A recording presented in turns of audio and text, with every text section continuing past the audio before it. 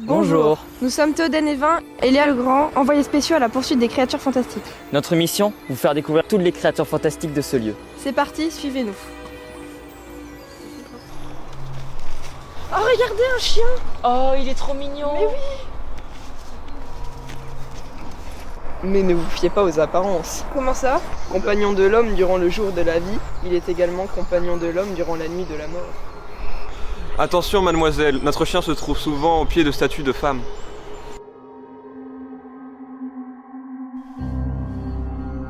Regarde. Tu penses que c'est ça? Tu crois? C'est possible. Oh, d'ailleurs, j'ai pu remarquer que vous aviez une tache au-dessus de la bouche. C'est une marque de naissance. Savez-vous ce que cela représente? Vous êtes la protégée des corbeaux. Vous ne pourrez jamais mourir noyé. Comment ça?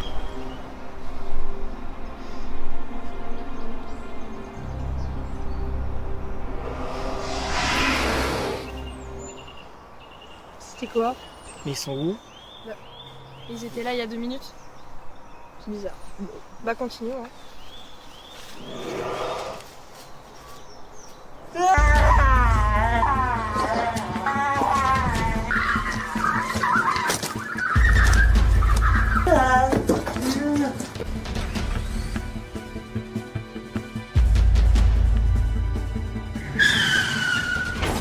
Bonjour. Bonjour. Est-ce que vous pourriez nous raconter ce qui vous est arrivé lorsque vous étudiez les gargouilles dans cette chapelle église? Alors, quand j'étais étudiante, j'avais un travail à faire sur les gargouilles. Je suis donc montée au sommet de la chapelle Saint-Michel. Sauf que là-bas, j'ai rencontré le monstre gardien des gargouilles. Donc, une gargouille, je sais pas trop ce que c'était. Il m'a attaqué, mais j'ai réussi à m'échapper. Et c'est pour ça que je peux vous raconter cette histoire aujourd'hui. D'accord. Très bien. Bon, bah, merci.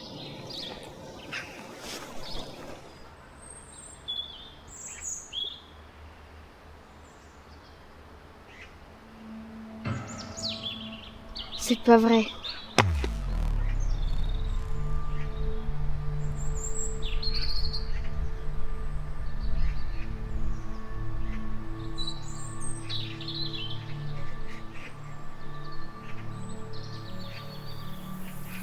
Une âme blessée, une âme en peine, un chagrin amoureux.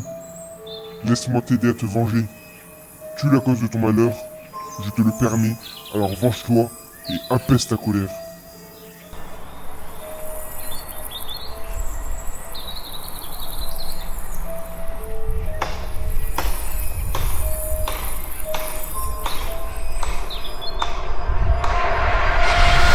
D'ailleurs Léa, croyez-vous aux licornes?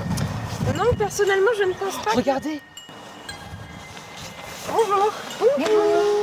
Qu'est-ce que vous étudiez? Alors nous étudions les licornes qu'on voit aujourd'hui dans les films et les magazines pour savoir pourquoi elles sont si célèbres.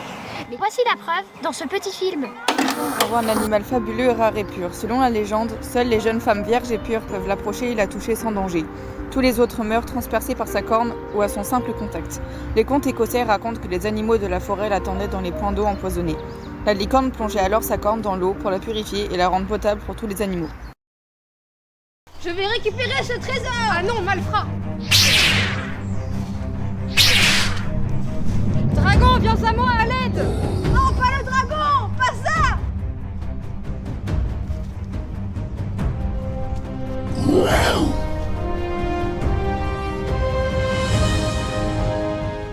Les sirènes de nos jours sont bien différentes que celles que nous avons vues.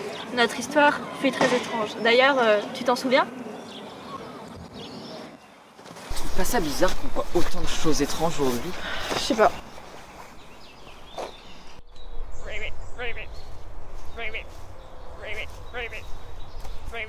Tu entends?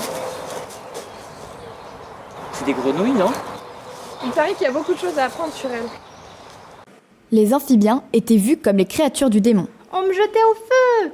On pensait que la grenouille et le crapaud étaient issus de la même espèce. Ils étaient les compagnons des sorcières. On me donnait des pouvoirs magiques! Abracadabra! Ouah! C'est donc à cause de ça qu'ils avaient une mauvaise réputation. Mais grâce au mythe avec les princesses, leur réputation a été embellie. Quand une princesse m'embrasse, je deviens un prince! Abracadabra! De nos jours, les grenouilles et crapauds sont vus comme des animaux banals. Mais sommes-nous sûrs qu'ils n'ont aucun pouvoir ?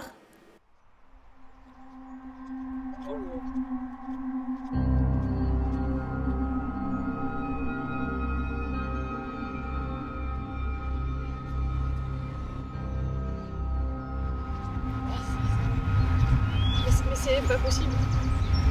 Ça doit être une blague. C'est pas possible. C'est une blague, c'est un truc comme ça, c'est pas possible. On est mort? Vraiment mort?